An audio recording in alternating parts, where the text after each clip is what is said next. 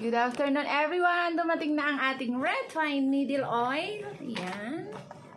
Sa mga naghahanap dyan ng red pine needle oil.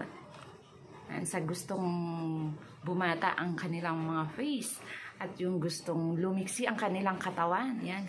Mag-take po tayo ng red pine needle oil. Ito po ay nakakatulong sa ating katawan. Guys, ito ay isang soft gel. Yan. Saan po ba siya nanggaling?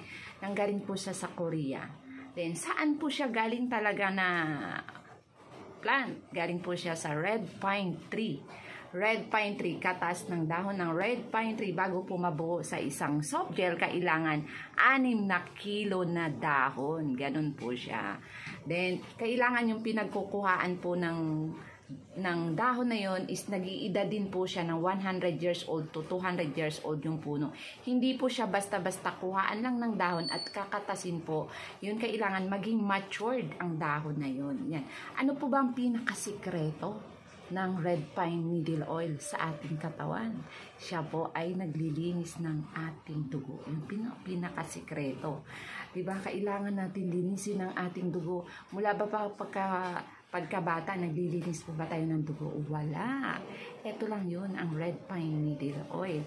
Parang sasakyan lang yun. Kapag yung sasakyan ay hindi na change oil, ano po ba ang mangyayari? Kakatok ang makina. Ganon din po ang ating katawan. Anong mangyayari?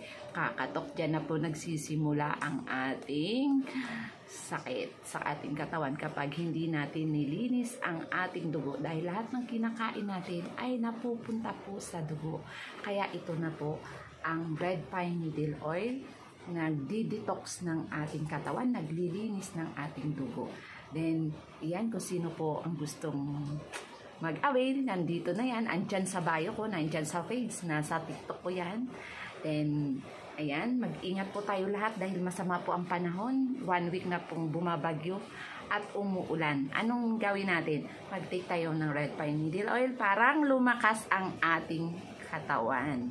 Hindi lang yon, marami siyang natutulungan po nun. Kung gusto nyong alamin, pwede nyo po akong i-message or i-chat doon. At maraming salamat and God bless you all!